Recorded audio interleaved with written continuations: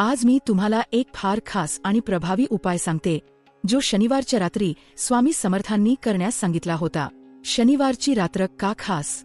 कारण या रात्री वाईट शक्ती आणि नकारात्मक ऊर्जा जास्त सक्रिय असते आणि त्यावेळी जर स्वामी समर्थांच्या नामस्मरण केलं तर ते तुमचं संरक्षण करतात। मंत्र कोणता? ओम स्वामी समर्थाय श्री गुरुदेव दत्ताय नमः। हा मंत्र कसा जपायचा? शनिवारच्या रात्री झोपण्याआधी घरात एखादा लहान दिवा लावा, त्यासमोर बसून 11 वेळा किंवा शक्य असेल तर 21 वेळा हा मंत्र मनापासून जपा। असं केल्याने काय होतं? स्वामी समर्थ म्हणतात, या मंत्राने घरातली नकारात्मकता, आर्थिक अडचणी, भीती, अपयश आणि वाद मिटतो।